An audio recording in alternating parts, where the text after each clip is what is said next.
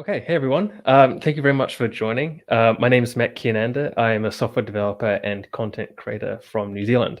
Been doing software development for around 4 years now, and content creation for around five. Worked in New Zealand at some telecommunication agencies, and spent some time in Amsterdam as well, working on the Netherlands National Supercomputer Network, which was a lot of fun, super challenging, but it was pretty great. So I was working for an agency called info.nl over there. Today's session is going to be YouTube for developer advocates, which I'm super excited to talk about. I can talk about YouTube for days and days, so I'm going to get started because there's a lot of content in here, and I want to be able to get through it all. Cool. So what we're going to cover today is why you should use YouTube as a developer advocate, both in terms of your personal brand as well as your business brand. So we're going to be going through the good, the bad, as well as whether or not YouTube is even a platform that you should consider for your developer relations strategy, how to structure your channel and content strategy as well. We're going to be talking about pillars of content and how to kind of optimize that process, because content creation is it takes a lot of effort, and as if you've got other responsibilities as part of your developer relations strategy, developer advocate goal, then it's gonna be quite difficult to fit everything into your week. Going to be talking about personal and business brand, the game development formula. So this is a kind of not a phenomenon as such, but it's a really interesting formula that game developers are using to really grow successfully on YouTube, and I believe that a lot of that can be translated over to traditional kind of like SaaS companies, or if you're working with APIs and that kind of thing. As well as that, we're just going to finish off with some tips and tricks that I've picked up over the years, as well as some links for you guys to follow in terms of understanding YouTube and getting the most out of it. So, why should developer advocates use YouTube? Personally, anecdotally, I think it's one of the best platforms and mediums available to us for driving awareness, enabling developers to learn and become confident with your product, and also create a community and engagement that I don't think is possible on other platforms. If you think of traditional roles of developer advocates and what they're trying to achieve, a lot of these purpose-driven events are, in fact, purpose-driven. When you're doing meetups, you're increasing awareness and generating community.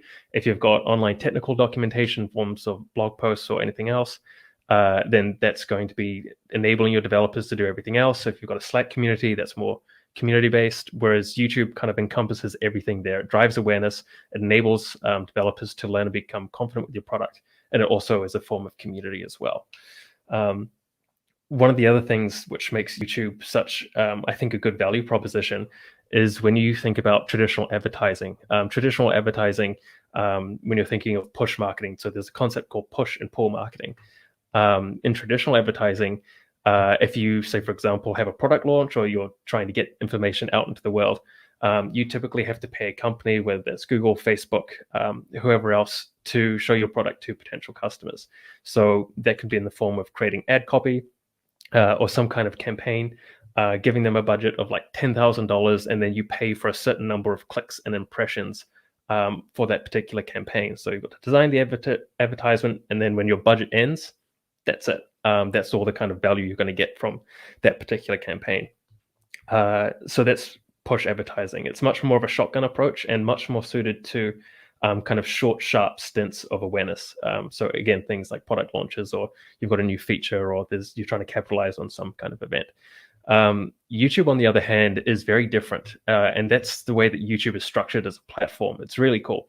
YouTube's main goal, its main priority, is to keep you engaged on the platform. And what they're going to do is, you probably ended up in a YouTube rabbit hole at some stage.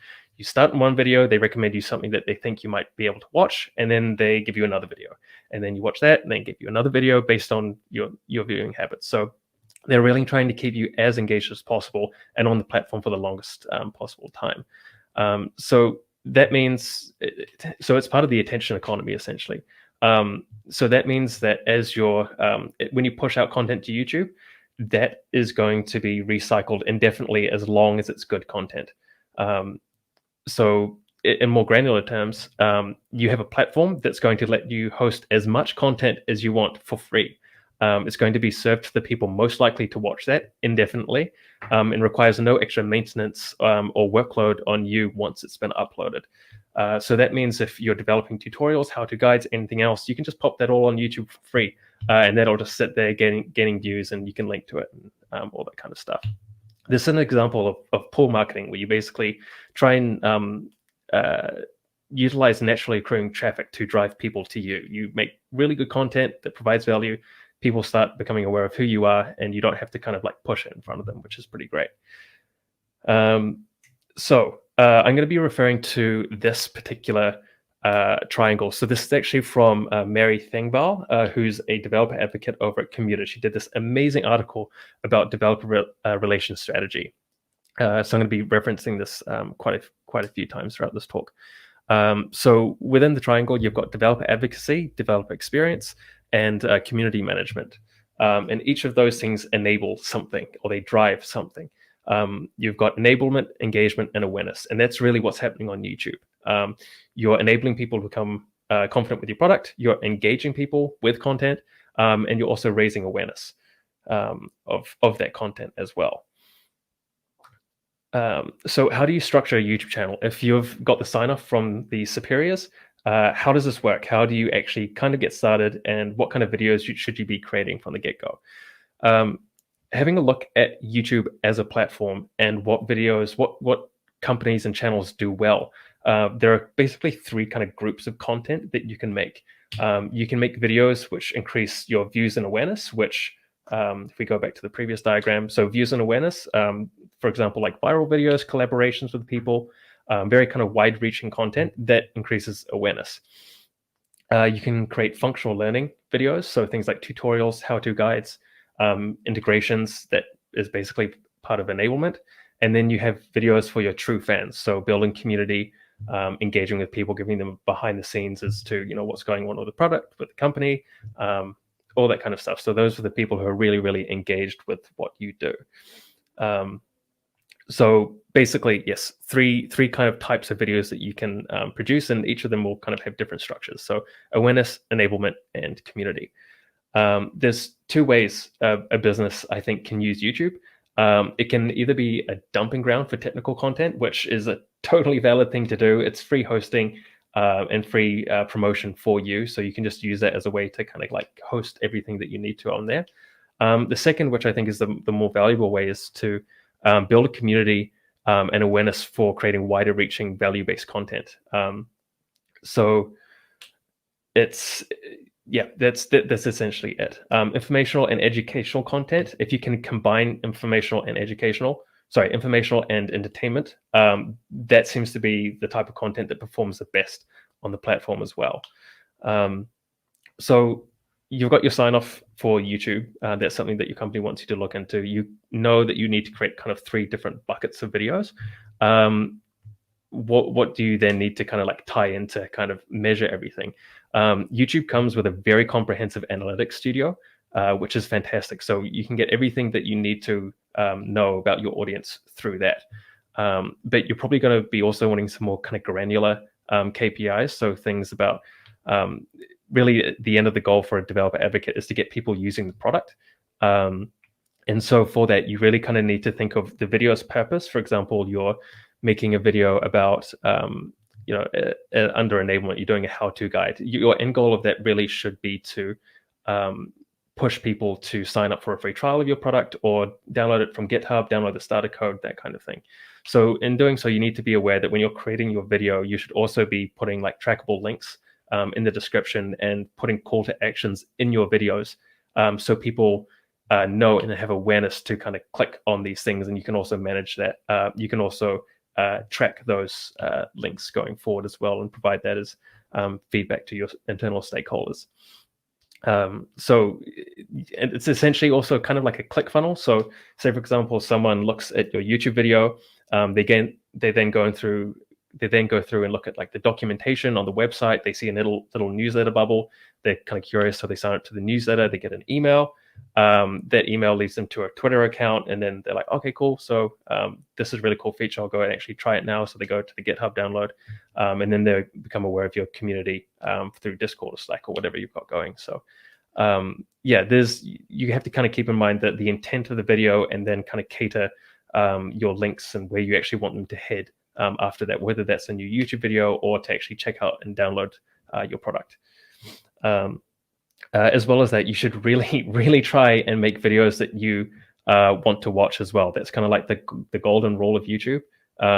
Is that if you don't really want to watch the things you're creating, chances are other people won't either. So you really want to make sure that the stuff that you're creating is actually stuff that you'd watch as well. So getting started as a business then, how do you do that? So at this stage, we've got sign up from YouTube. You kind of know generally what kind of content you want to produce. So how do you get started as a business? How do you grow? How do you kind of like structure everything? Businesses, as opposed to individual creators, have quite a cool advantage and a unique advantage because they have lots of money, hopefully. And because of that, you get access to a whole bunch of stuff that individual creators or indie YouTubers don't have at the start. You have money to outsource things, for example, video editing, script writing, or internally outsourcing things like the creation of demos, code demos, that kind of thing. So you don't have to spend all your time doing that, and you can actually start creating content faster. You can spend money to collaborate with other YouTubers. You can offer sponsorships for other people, Webflow, Squarespace. I'm sure you've all kind of seen those ads. And you can also, you may also have internal designers that can help with the branding. And you hopefully will also have money for good equipment or like an office space to film and that kind of stuff. Or you could just film like this as well, if that kind of ties in with the brand and people are happy with that. So another cool thing that I'd recommend doing as well when you're getting started, collaboration is a cheat code on YouTube. If you're starting a YouTube channel from scratch, for instance, and you're getting your kind of products, your company's videos out there, collaboration is a really easy way to kind of like tie into another community and funnel a whole bunch of people to your YouTube channel. So say, for example, your product has a Python API. You can go and collaborate with a software developer that has a channel dedicated to Python content or whatever kind of industry the API is relevant for. You can do a collaboration video where you build something really cool, and then you have a call to action within that video to funnel viewers to your YouTube channel. It works well because you're staying within the platform. So the risk of clicking on something is quite low. So in that, you'll get access to like a really unique community that has a lot of crossover. So yeah, collaboration, really key for YouTube. It shows much more of a kind of personable thing, and if you want to do sponsorship as well, that also works quite well. I would recommend, if you're going down this route, just keep this in mind for future, is that there's no point doing this until you have a foundation of content already existing. If you try and get people to subscribe to a channel that's maybe got 5 to 10 videos, they don't know why they should subscribe. They don't really have many options of choice when it comes to videos. So I would recommend doing the collaboration once you've actually got a foundational bed of 20 to 30, 40 videos, so people can kind of get an idea of what your channel is about, why they should subscribe, and what kind of value you're going to bring into their feeds. Cool. Okay, so collaboration is a cheat code. Also, podcasts are really popular as well as a business. If you have the money and time to focus on podcasts, they're a really, really efficient way of creating value outside of your product. So if you're a software development company and you're talking about things like current trends in the industry, how to get into game development or web development, whatever else, kind of these kind of like broader categories of content, you can take a single podcast episode and distribute that into many, many different platforms. So you create basically an hour's worth of content, and you can chop that up into very searchable videos. So say, for example, you've got a podcast and it's about I don't know, game development, for instance. If you happen to be a game development company, you have a 1 hour long podcast, and that goes on one channel. You then have a second channel dedicated to like highlights. And that's taking that one episode and breaking that down into questions like how to get into game development, latest trends in Unreal Engine 5, Unreal 5 launch date, or something like that. So create content that's very searchable and kind of like 3 to 5 minute videos, and then you can pump out 5 different videos from that one initial kind of hour-long podcast, and then you can also repurpose that for things like Twitter or Instagram or TikTok if you happen to be so inclined. yeah, so it's just a really efficient way to kind of create a bunch of content from like 1 hour's worth of stuff, and it also helps if you're interviewing other people within the industry and kind of bringing their audience to you as well. It's pretty great. One other thing I want to touch on as well is if you're creating YouTube content as a business, is to really focus on it's problematic because YouTube is a really, really hard thing to do because making videos takes a long time. There's a lot of effort that goes into, creating a video. You've got to script it, host it. You've got to set up all the filming equipment. Then you need to go and edit it. You need to host it. You need to probably manage internal stakeholders as well to find out what things you actually need to create, what the priorities are internally. So it takes a lot of effort, and trying to do that and create like a cadence of many videos a week is really difficult. There's a very good quote from Chris Do, who's part of The Future. And his big thing is low effort, high impact content. And what I mean by that is, say, for example, you've got 10 video ideas and you've got 40 hours in a week to get everything done. You can look at those ideas and figure out what things are going to take the least amount of effort to produce, but also yield the highest amount of impact for your channel. So with that basically means that you're going to be spending your time the most amount of time, or the least on the most amount of videos with the highest amount of impact. There is a time and a place for spending a lot of effort on a video that may not yield the same results, the same views or awareness as a traditional video, but it's something to keep in mind, and will kind of keep the growth going as well. If you're also managing, between your different buckets of awareness, engagement, and enablement, then some of those videos will naturally just take a lot longer. And you kind of need that kind of foundational layer of like how-to guides and that kind of stuff as well. With this, if you're having trouble optimizing for YouTube as well, you don't have to do everything. You can outsource. If you have a budget, you can hire a video editor. If you hire someone to do closed captions for your videos as well, this is another thing that's quite important. When you're looking at your analytics, have a look and see where your audience is coming in from. Say, for example, if you're doing if your audience is in Japan or India or somewhere where English isn't the native language, having closed captions can really kind of help people understand what you're talking about, and it's something for them to an added bonus for them, basically. It also very much helps searchability in YouTube. It just, the algorithm seems to like closed captions at the moment. They just sent out an email the other day. So yeah, low effort, high impact wins I would recommend kind of looking at that. Cool. So that's the business brand. Where are we going? Business brand. Cool. So that's kind of basically the structure for creating for business. Now let's talk about the business brand versus personal brand and why it's important. If you're lucky enough to have a job in developer advocacy and you are you're in and your focus is YouTube, you're in a very good position. Because you're being paid by a brand to be visual within a community and create content. So you have the opportunity to interact and kind of get a large number of people seeing the work that you do. And there'll be some crossover with your personal brand as well. So if people really like how you present, if they like how you host or explain things, contextualize things, they're more likely to go and check you out on your personal channels as well, especially if your company is okay with you kind of putting that in the descriptions of your videos or anything else like that. You're essentially getting free exposure from the company, which again is a fairly unique position to be in when you're trying to grow a personal brand. Why is having a personal brand important? Well, it can offer a lot of validation to future employers about the work that you do. If you're documenting your learning and your side projects, again, this is really useful for future employers to know that you can actually do the job. So, for example, if you're creating a lot of videos around game development, then you're going for a developer advocacy role at like Epic or Unreal, whatever, Unity, whatever else, then they'll be able to see that you can actually do the job before you're actually in the job. Side hustle revenue is also fantastic. Not going to lie about that. You can monetize on YouTube fairly easily. So that's got a whole host of benefits I won't get into. And also the work that you do personally will translate to the work that you do professionally as well, and vice versa. If it's all kind of like on video content, then the better you get at one, the better you'll get at the other. So personal brand, if you have the capacity to do this, I would highly recommend doing so. I want to talk about game developers at the moment and why I think they've they've got a really strong presence on YouTube, and why I think they're doing so well. There's I'm going to list all of these in a Notion document on my Twitter after this, just because there's a ton of links and you're not going to be able to see all of these.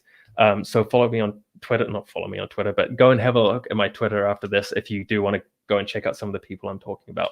Pontypants, Thomas Brush, Game Dev Unlocked, Blackthorn Prob, Brackies, even the Unity and Epic channels as well. They're doing extremely well.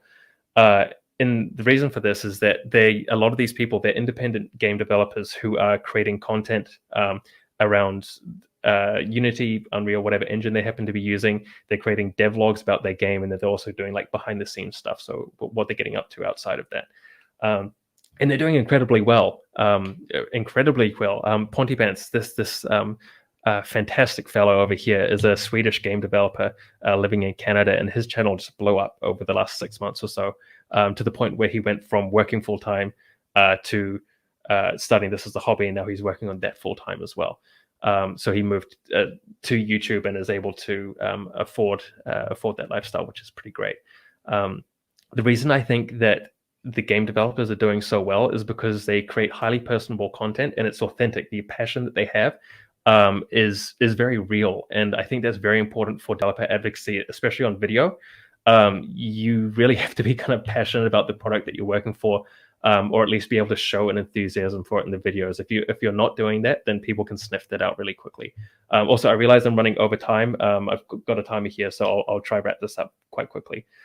Also, they're trying to produce value-driven content. So going back to the kind of three core tenets, or three buckets: awareness, enablement, and engagement. A lot of the content they produce that's searchable is tutorial based, and that's really powerful when it comes to discoverability on YouTube. If you create content that people are searching for, if you're answering a question, if you're treating YouTube as essentially Google, and you're providing answers to people's questions, they're going to find you. And with that, I'd very much recommend having a broader focus than just the product or the APIs that you're working on.